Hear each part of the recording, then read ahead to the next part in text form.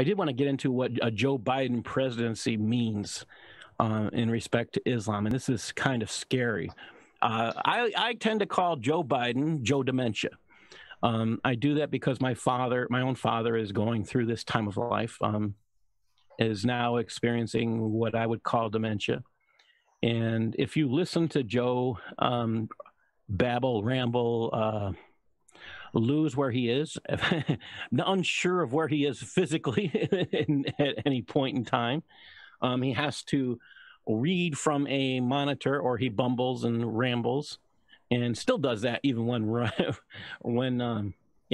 he's not, and he has to have an earpiece for people to remind him to stay on topic. I mean, I've never seen a debate, a presidential debate, where a person in the presidential debate has said they would not, that they refuse to be searched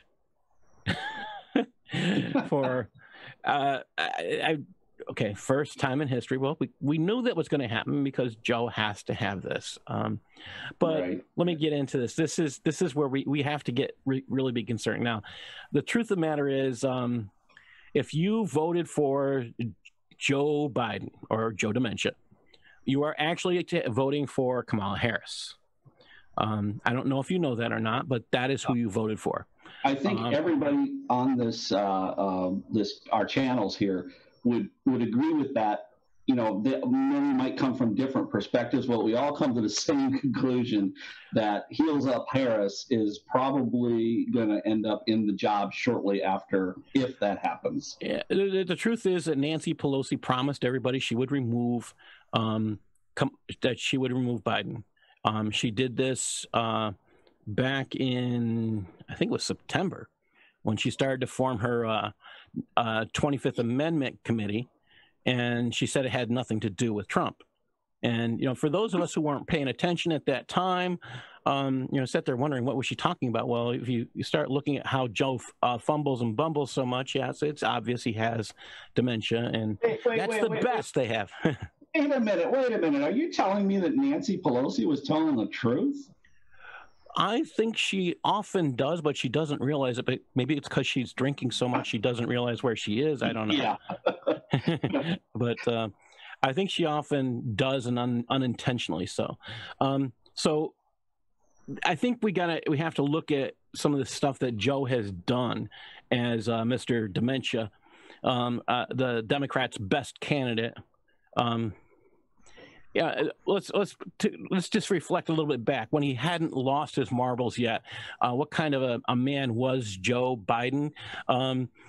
He was consumed with power and personal gain more than anything else. That was all he was concerned about. This is a guy who was willing to lie and break laws to do whatever he wants. The people be damned.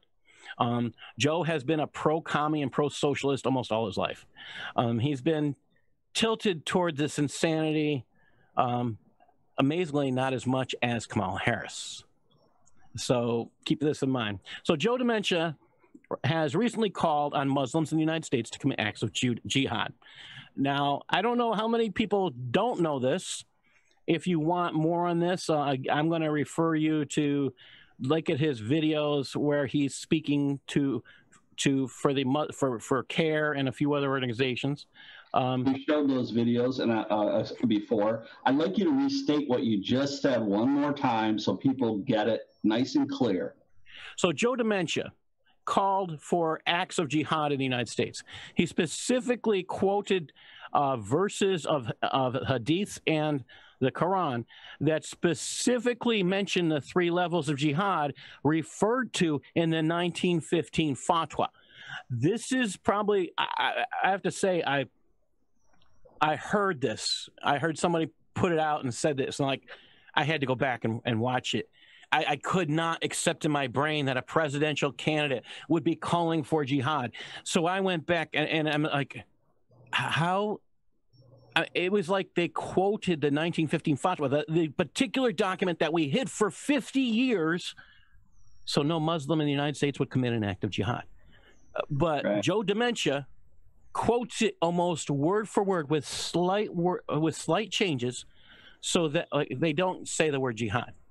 Right. But they do exact quotes in the slight change. Every Muslim in the United States had to know what he was saying. This is about. Oh, yes. Yeah. Was this the video where the Voice of America was supposedly putting out his campaign ad, and it had, because he was quoting the Quran in that particular campaign ad? This is MPAC that he was broadcasting with. And CARE was there endorsing him as well. It's so scary. What does it mean when we have Pervy Uncle Joe, or Joe Dementia saying these things? That every Muslim in the United States knows what he's calling for. Do you believe? I mean, if you're like me, you don't believe Joe Dementia actually knew what he was saying. He just reads stuff and he believes what he's told to do, because that's part of having dementia. Hey, Paul, someone asked if you happen to have a link for that you can share with us. I will tell you, there. If you go to YouTube and you type in Biden and Jihad, Biden calls for jihad, you will find it. It's that's how easy it is to find. I've done that recently. It's that easy to find. It's shocking. Like I said, I had to go look for it. I went back as far as to look for the original recording to see if maybe there's something, maybe out of any slim chance that this wasn't true. I wanted to find it, and that's one of the things I think analysts have to do. This gets scary. So you think about this.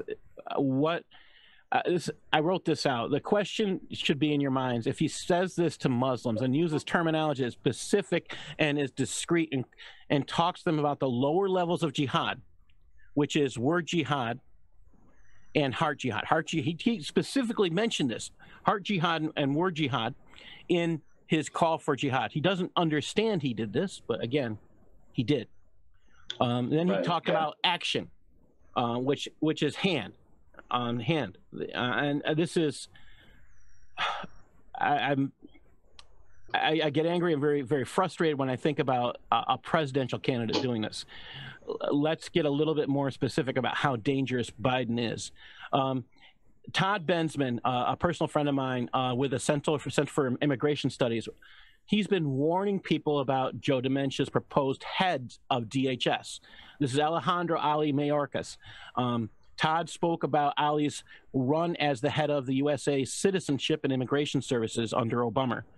Can you imagine a man who stops investigations into immigration fraud while leading the department?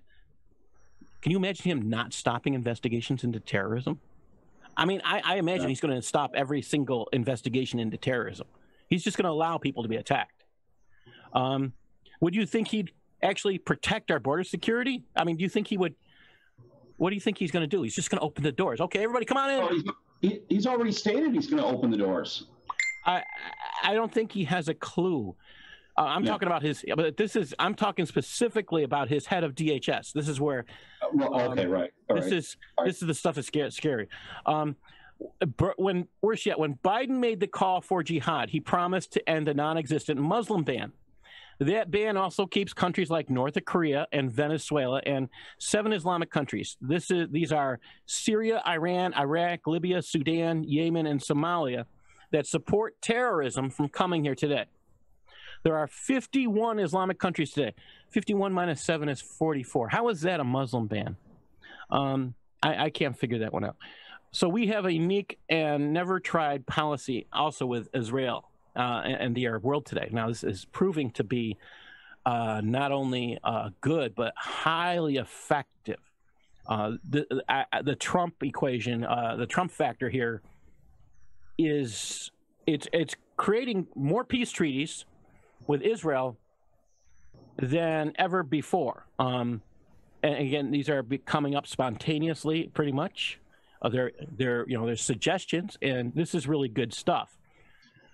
Let's look at what does Joe Dementia promise? Joe Dementia and Harris promised to turn this around and require Israel to accept the people who readily make genocidal claims like from the river to the sea, Palestine will be free. Again, this means that they'll kill every Jew in Israel. Congresswoman Rashida Tlaib just retweeted this week. Now, one of Joe Dementia's proposed appointees is Rima Dodden. She's been selected for Deputy Director of the White House Office of Legislative Affairs. Rima will be the first Palestinian American in the White House. This is extremely scary. Rima has justified suicide bombings. Yeah. Now, it's interesting that her own grandfather wouldn't agree with her. Mustafa Dodden actually stood against this and was eventually killed as a result of such an attack. Yeah. Now, going back to your point about the change in, well, not only the peace treaties that are currently being established and agreed to, but if you go back to Sadat in Egypt, when he did, I think it was Sadat, Anwar Sadat, that did the peace thing with Egypt, with Israel. Okay. Some of the countries that you mentioned in that were the very countries that broke off with Egypt in terms of trade and everything. They basically separated. They canceled their own treaties with them. But Somalia and Yemen are two of those that of 7 different Arab countries that literally broke away from, and Egypt broke away from them, and because of that mindset. It's really scary because Joe has actually promised many of these things to be done on day one. Yes. I don't know what kind of. I guess the thing I've only really been scared once by being followed by government entities that worked for Obama. What did I do? I wrote a report that I published with People's Pundit Daily on FEMA, which is under DHS. FEMA had given an award, I believe it was 20 to 40 grand, to a group of care down in Florida. Now, this particular group, it was from a grant. The requirement was you had to make a claim that you have been threatened by a terrorist entity, and you had to provide proof, or you had to have a reason to fear. So it would basically give you money for hardening and protecting your infrastructure. So they gave this money to CARE. And I filed a FOIA, Freedom of Information Act request, and received their application and their police letter. When because I reported this before, I've used that police letter. Now they won't let you get the police letter because people like me actually share them. Why? I'm not sharing anything that would be for hardening a target. I think should be blacklisted. Blackline that. That's important stuff. Blackline it. I mean, that's protect people. We don't want to know that stuff. That's confidential stuff. I don't want to know that. But this particular report said this: we've received no phone calls, no reports from this location. So there's no report of terrorist threat, and they gave this was an illegal award of tens of thousands of dollars to this organization. Exactly. And all of a sudden, I had 2 black Suburbans following me, and it's interesting, and it's easy for me to notice because I am not your average guy. I don't have a driver's license. I walk most places, and they were highly noticeable. Oh, interesting. Me a little bit paranoid about listening devices and things, but I was actually able to talk to people who actually agree with me, who are into this, who do this kind of thing. So I sound paranoid. I don't want to live like that again, because once I realized that's what was happening, because what did I do? I exposed someone's economic malfeasance. when you think about it? I've talked about this on the Common Sense Show on Tuesdays and Thursdays about CARE and the funding that goes on to the Democratic Party, to different organizations, colleges, universities, et cetera, et cetera, et cetera. People don't pay attention to it necessarily because it doesn't make headline news. But everything you see on headline news, this organization is involved in, more than likely, through funding, support. I mean, we can talk, and I want to talk about, what do you think about, Antifa and BLM and CARE in the interactions there. But it's just, I can't say enough about how big of a problem CARE is in this country with the Muslim Brotherhood, Palestinians, et cetera, et cetera. And again, not all people are bad, but we're not judging individual people here. We're talking about the acts of organizations in this country to subvert. Well, there's no legal justification for their existence. Yes. Yeah. And that, to me, is the biggest problem. With their not having a legal justification for existing, we have a severe issue here. Why they are allowed to exist kind of shocks me. I don't know how to change, how to get somebody to say, look, you have an organization that has received money from a terror organization. They have absolutely received such funding. That, to me, is extremely important to understand and grasp. What's going on when you have an organization that has received terror financing or has given money to terror financing? This is, again, it's gone both ways, these funds. How is it legal that they exist?